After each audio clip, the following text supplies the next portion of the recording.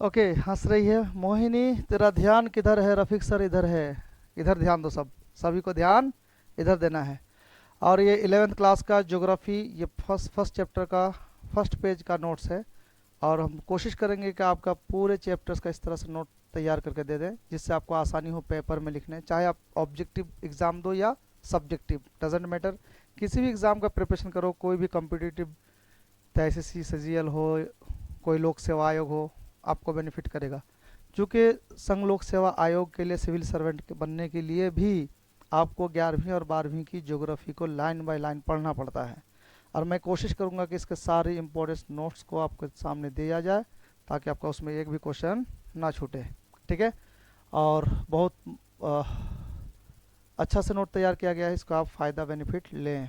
Geography, पहले आपको 2 page में सिर्फ यही सिखाया गया है कि ज्योग्राफी किसे कहते हैं, ज्योग्राफी क्यों पढ़ते हैं, ज्योग्राफी का टर्म कहाँ से आया, ज्योग्राफी किसने लाया, ये सारी चीज़ें हैं। क्या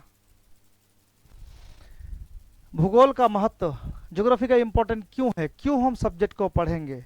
अगर आपको पहला ही क्वेश्चन, वाई स्टडी ज्योग्राफी, तो कह रहा जीवन के ऊपर हमारा जो इफेक्ट पड़ता है। जीव मैंने बताया था, कहीं का आदमी काला होता है, नटका होता है, भुटका होता है, कोई मोटा होता है, कोई पतला होता है, किसी का चमड़ी मोटी है, किसी का पतली, किसी का भालू जैसा पूरा बॉडी में बाल, किसी का क्रिकेट की तरह वो क्रिकेट क्रिकेट पिच की तरह चटियाल मैदान, तो होता है ना, किसी का बाल भी नहीं है। तो ऐसा होता है किसके कारण, ऐसा क्यों होता है? तो क्लाइमेट के कारण होता है। तो इससे ज्योग्राफी का क्या लेना देना है? तो लेना देना है कि हमारे जीवन के ऊपर क्या उसका असर पड़ता है, उसको जानने के लिए। और हमारे आसपास के संसाधन पे क्या असर पड़ता है, हम उसको कितना एक्सट्रैक्ट करेंगे। जैसे कहाँ पानी कितना है, कहाँ तेल कितना है, कहाँ कोयला कितना है। तो ज्योग्राफी नहीं जानोगे तो पता चलेगा नहीं ना, पता चलेगा। अब तेल है ही नहीं, खुदाई किए जा रहे, किए जा रहे, कोई आपके पास मैकेनिक नहीं होगा। भारत के पास तेल नहीं, अभी ईरान युद्ध हो रहा तो हम लोग का बैंड बजा हुआ है, ट्रांसपोर्ट का हम लोग कम कर रहे हैं, हम लोग थोड़ा किफ़ायती कर रहे हैं क्योंकि ज्योग्राफी का है ये सब चीज़। उसके बाद हम ज्योग्राफी भी से ही पता चलता है कि पहले ज़माने में लोग क्या खाता था, क्या पीता था, कैसे रहता था, उसी के बारे में भरण पोषण कैसा होता था, खाद्य पौधा पे आश्रित कैसे होता था। फिर ज्योग्राफी क्यों ही पढ़ के हमने सीखा कि हम अपनी तरक्की कैसे करें। क्या मतलब हुआ? मतलब ये हो बेटे कि तेल कितना हमारे पास, कोयला कितना है, तो हम अपना डेवलपमेंट वैसे ही करेंगे ना। कितना ज़्यादा हम उठाएंगे, कितना हमारा काम आएगा, ये सारा चीज़ किससे रिलेटेड है? ज्योग्राफी से। ये ना ज्योग्राफी को ना साइंस में रखना चाहिए था। ज्योग्राफी में, ज्योग्राफी को सोशल साइंस ना कह के इसको एग्जैक्ट साइंस पेपर में रखना चाहिए था। अनुकूलन, अगर हम ज्योग्राफी नहीं जानते हैं तो हम पागल हो जाएंगे, हमारी तबीयत खराब हो जाएगी। ज्योग्राफी जानने के बाद ही हम वैसा कपड़ा पहनते हैं। जैसे ठंडे प्रदेश में जाओ तो क्या करोगे? गर्म कपड़ा पहनोगे। गर्म प्रदेश में जाओ तो क्या होगा? पतला कपड़ा पहनोगे। वहाँ ठंड का इंतजाम करोगे। नहीं ढिठगिरी, हम तो कपड़ा खोल के ही चलेंगे, कपड़ा उतार के ही चलेंगे, चलेगा? ठंड में जाओ बर्फ के साथ जम जाओगे। हाँ, लोटपोट करता बाबा जी का ठुल्लू बैठे रहोगा वहीं पे, जम जाओगे वहाँ। क्योंकि आप वहाँ ज्योग्राफी, आप वहाँ ज्योग्राफी का आपको नॉलेज है कि जम्मू कश्मीर जाएंगे तो वहाँ क्या हालात होगा, अगर लद्दाख जाएंगे तो कितना बैंड बजेगा, तो आप उस हिसाब से अपने आप को प्रिपेयर करते हो ना। तो कह रहा अपना अनुकूल करते हो अपने आप को, मतलब उसके हिसाब से ढालते हो। बात समझ में आ रही कि नहीं?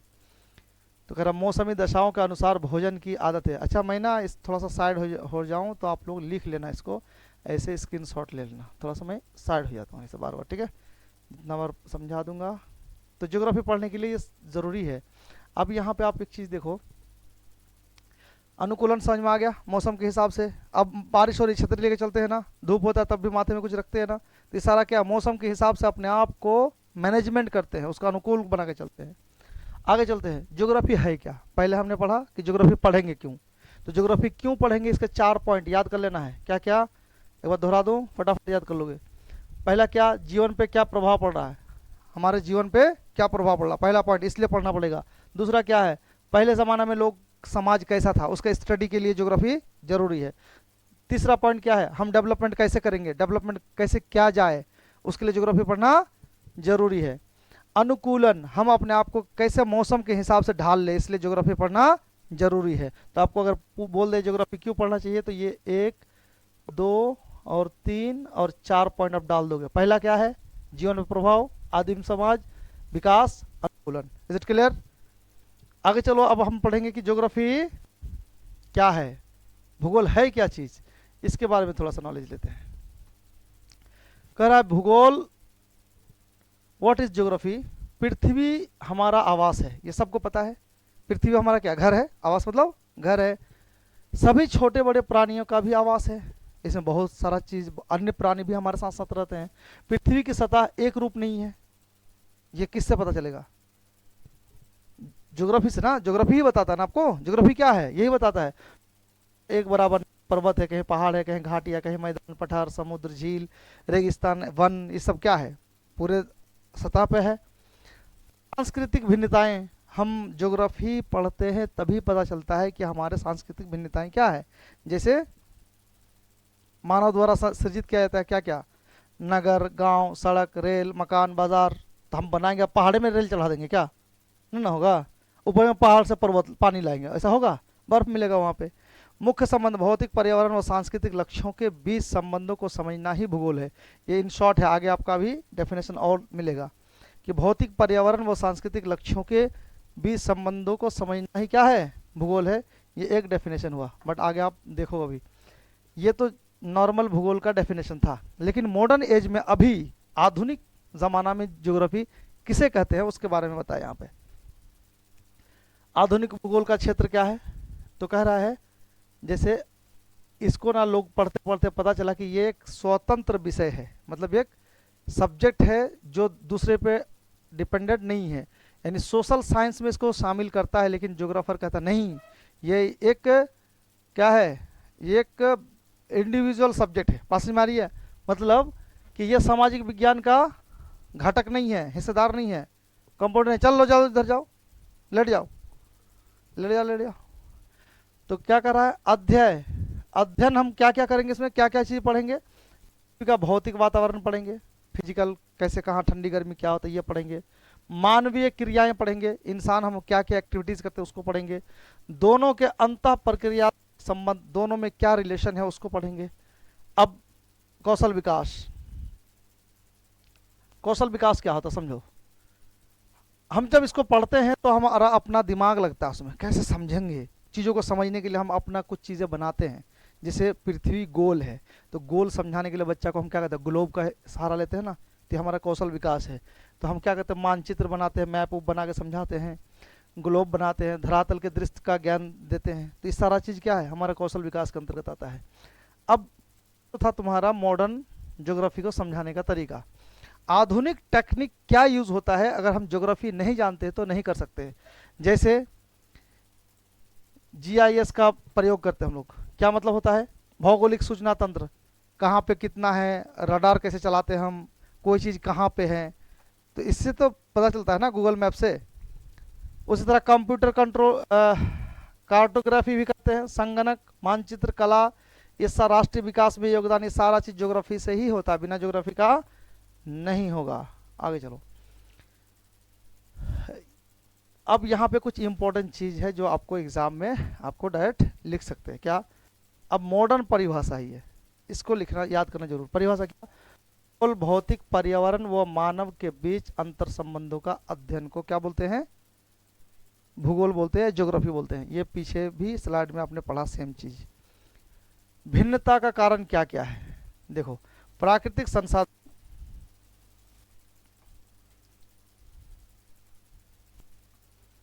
प्राकृतिक संसाधन, तकनीकी विकास, अनुकूलन, सामाजिक संगठन, विविधता लाते हैं, ठीक है। भौतिक पर्यावरण की भूमिका क्या है, यह एक मंच है जिस पर मानव ने तकनीकी विकास से सृजनात्मक क्रियाकलापों का द्वारा, यहाँ पे थोड़ा मिस्टेक हो गया है, सृजित किया है। यहाँ पे देखो, भौतिक पर्यावरण की भूमिका क्या है। भौतिक पर्यावरण का मतलब क्या होता है, जो फिजिकली चीज जो हम देखते हैं, हमारा आजू बाजू में क्या है, पेड़ पौधा, लोग, कोई चीज बनाते हैं, जो कुछ भी मौजूद है, इसको हम लोग क्या बोलते हैं, भौतिक पर्यावरण, यानी फिजिकल एनवायरनमेंट। हम जो कुछ भी देखते हैं, हमारे नज़रों से जो दिखता है, उसी को कहते हैं। इसका पूरा नाम क्या होता है, ये भी पूछता आपको, क्या होता है, ज्योग्राफिक इंफॉर्मेशन सिस्टम। या इसका फुल फॉर्म क्या आता है, ज्योग्राफिक इंफॉर्मेशन सिस्टम। इसको याद कर लेना, ठीक है। अब इस जगह, अरे थोड़ा थोड़ा मुझे हट जाना चाहिए ना, तुम लोग बोलते भी नहीं कि सर थोड़ा सा हट जाओ। ये ये ये हो गया था ना, ये आप लोग लिख लेना यहाँ से, ठीक है। आगे चलो।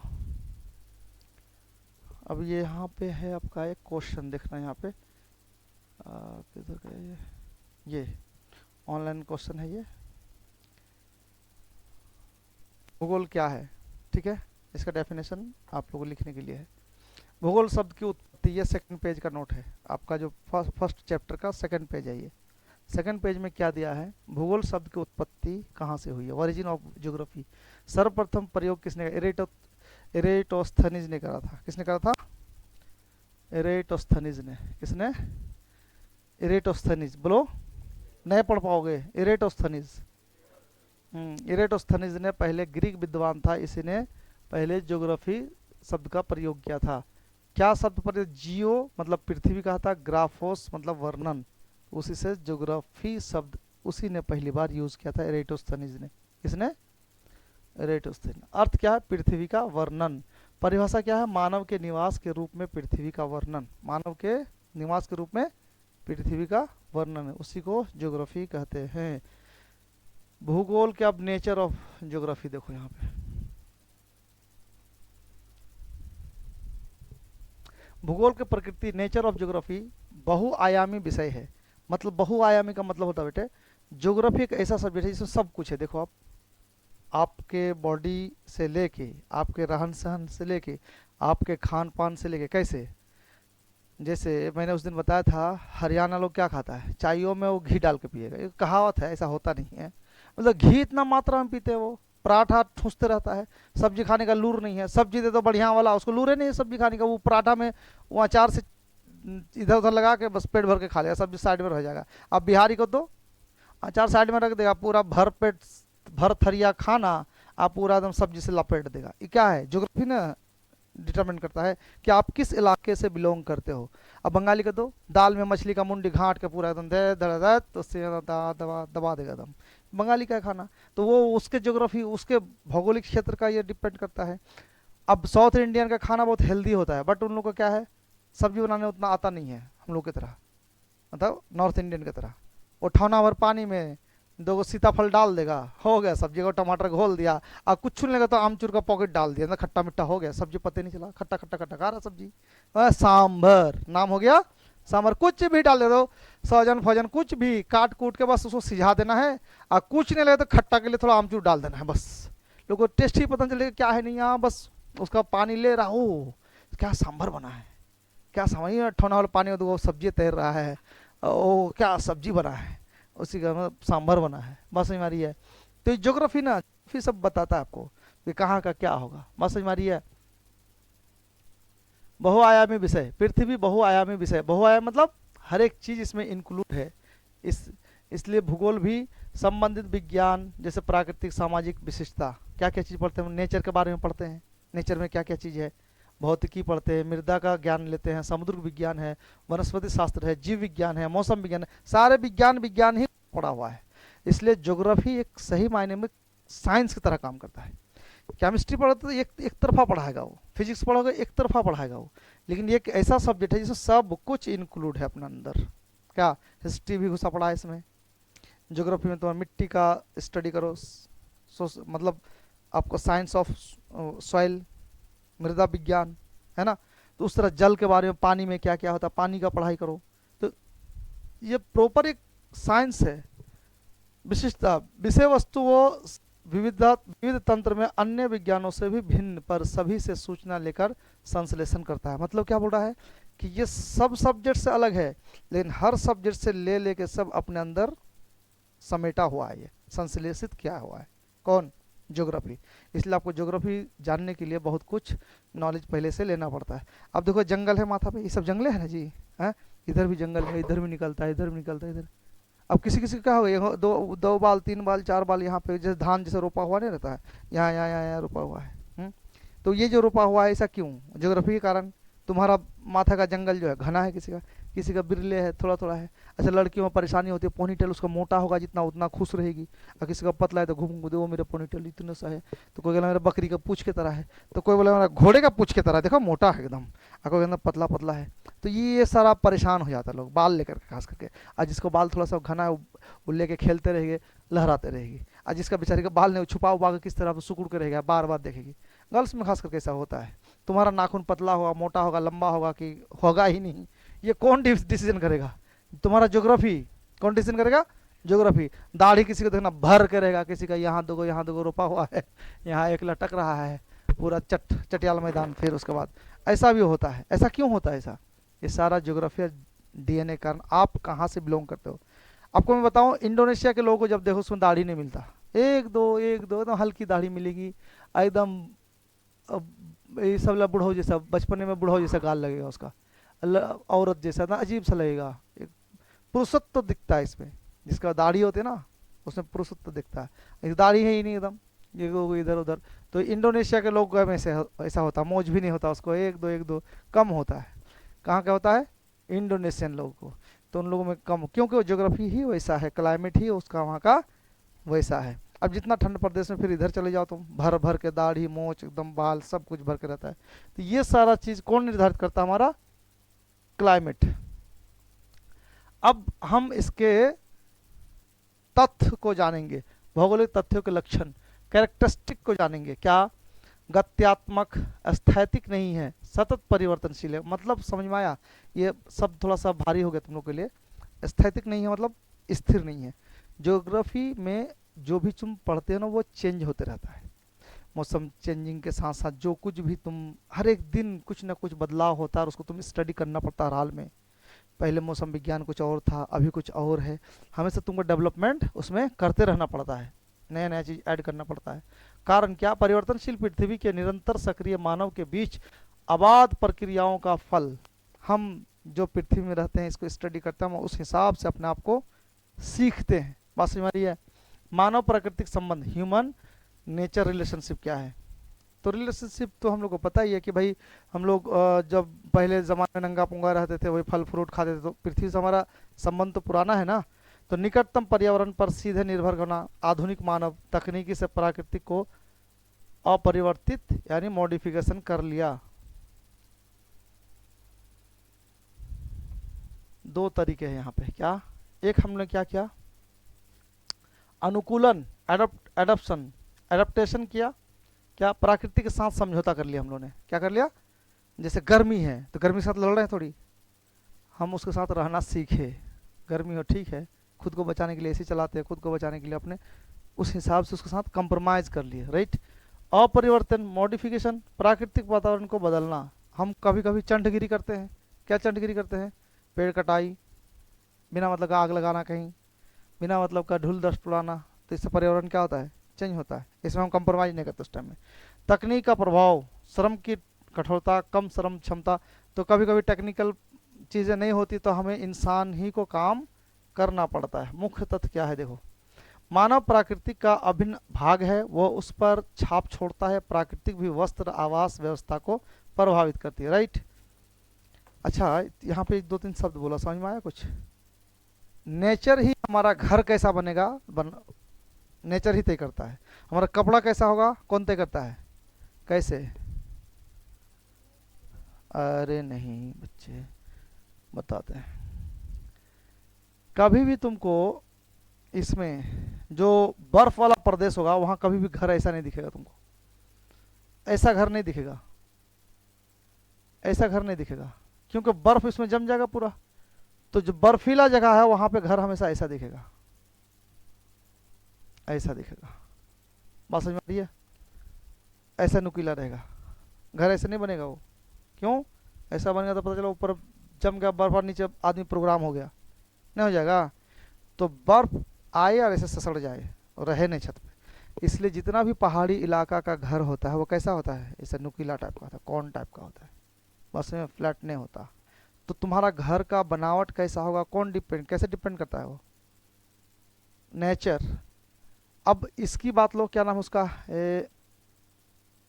जापान। तो तो जापान में भूकंप अधिक आता है, तो वहाँ का घर का बनावट अलग है। दिल्ली का घर का बनावट अलग मिलेगा आपको, जम्मू कश्मीर का घर का अलग घर बनावट अलग मिलेगा। आप जो गांव देहात में रहते हैं, जो काम चलाओ हम लोग रहते हैं, घास फूस का घर बना के रहते हैं, तो आप किस जगह पे रहते हो तो वो डिपेंड करता है, वो जगह आपका डिपेंड करता है कि आपका घर कैसा बनेगा। वहाँ का नेचर डिसाइड करता है। बात समझ में आ रही है?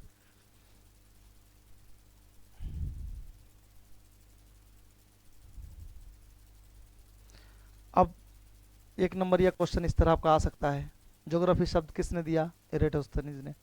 ज्योग्राफी का शाब्दिक अर्थ क्या होता है? पृथ्वी का वर्णन। भौगोलिक तत्व कैसे होते हैं? तो परिवर्तनशील। मानव प्राकृतिक संबंध के दो तरीके क्या क्या होता है? अनुकूलन व भूगोलवेत्ता किस संबंध में व्याख्या करता है? तो कार्य और कारण संबंधी। सारा एक नंबर का क्वेश्चन है, देख लेना। परिभाषा तो वही अलग चीज है, यहाँ दोहरा दिया गया है और कुछ नहीं है खास। ठीक है, तो मेरे ख्याल से ये 2 पेज आप लोगों को कुछ समझ में आया और नोट्स फॉर्म में दे दिया हमने। आप चाहो तो इससे भी लिख सकते हो, चाहो तो हम पीडीएफ भेज देंगे, आप उससे भी लिख लोगे। क्योंकि ये इंट्रो क्लास है तो इसमें उतना ज़्यादा मटेरियल नहीं है, फिर भी है, एग्ज़ाम लायक है। अभी ज्यों ज्यों आप आगे बढ़ते जाओगे, इन्फॉर्मेशन क्लास के तरीके सब कुछ सीखना, ज्ञान। पता है आपको ज्योग्राफी ना, इसका ये क्या बोलते हैं, ये 11th के ज्योग्राफी ना बहुत कुछ है इसमें, बहुत कुछ आपको जानने के लिए सीखने के लिए बहुत कुछ है। आगे ज्यों ज्यों बढ़ते जाओ ना बहुत मज़ा आएगा, बहुत कुछ आपको इतना इन्फॉर्मेशन मिलेगा इसमें, मज़ा आएगा पढ़ने में। अब पहला चैप्टर है तो थोड़ा सा वो अपना इंट्रो कर रहा है, इधर उधर सबको खींच रहा है। ठीक है, आगे बढ़ना, फिर तुम लोग को कुछ समझ में आएगा। अभी एक काम करो, 2 चीज़ हम लिखवा ही देते हैं। ये क्या हो गया? अच्छा,